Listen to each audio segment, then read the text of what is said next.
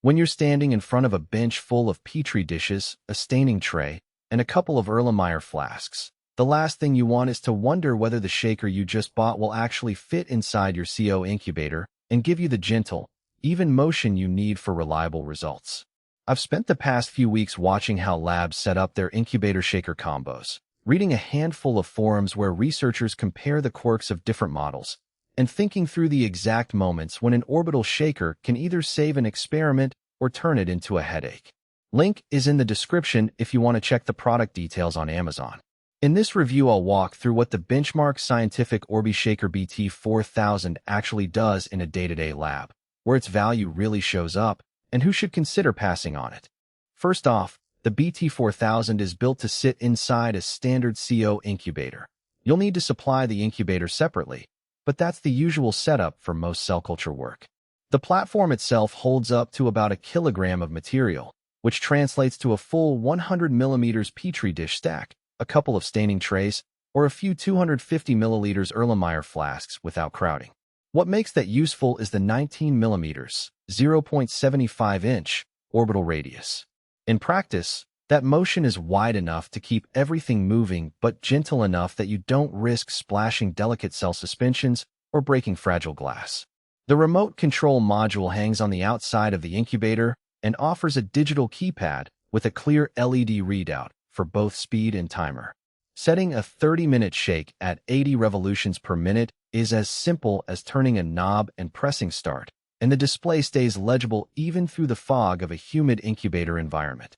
One of the practical strengths I've seen in real-world use is the Nonslip rubber mat that comes with the unit. In a busy lab where you might be swapping out plates every few hours, that mat keeps the platform from drifting, which means you don't have to constantly check that everything is still in place. The even orbital motion also translates into more consistent staining or media mixing across all wells, something that researchers on a few forum threads have pointed out as a key reason they chose an orbital shaker over a simple rocker. Because the speed range is modest, it's not a high-speed vortex. You get low vibration that won't disturb the delicate gas balance inside the incubator. That's especially important if you're running parallel cultures that need a steady CO level. The shaker's quiet operation won't introduce extra temperature swings. On the flip side, there are a couple of trade-offs that matter once the unit is on your bench.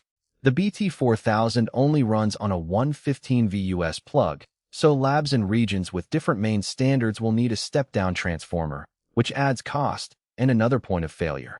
The speed control isn't infinitely granular.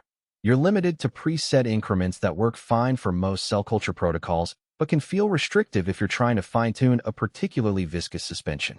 Because the remote module sits on the incubator's exterior, you need a little extra clearance. A tightly packed incubator rack might not leave enough room for the keypad without rearranging your shelves. Finally, the unit doesn't include any built-in temperature monitoring, so you're still relying entirely on the incubator's own thermostat. If you need a shaker that can compensate for temperature drift on its own, you'd have to look at higher-priced models that integrate those sensors. So, who should put this shaker on their lab's shopping list? If you run a medium-sized cell culture or microbiology lab that already has a CO incubator and you need a reliable, low-profile orbital motion for plates, staining trays, or small flasks, the benchmark BT4000 hits the sweet spot.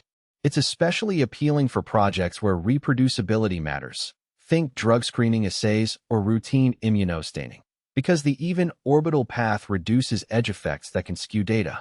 It's also a good fit for educators or teaching labs that want a straightforward, no-frills shaker that won't intimidate students with a mountain of settings.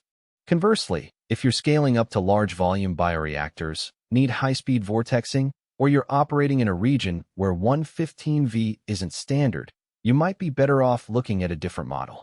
Labs that require integrated temperature or CO feedback within the shaker itself will find the BT4000 lacking, and the need for an external incubator means the total system cost can climb if you don't already own one.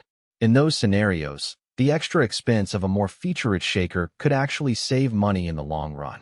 All things considered, the benchmark scientific Orbi-Shaker BT4000 offers a practical balance of size, motion range, and easy use that makes it a solid choice for many day-to-day lab workflows, provided the fit and power requirements line up with your setup.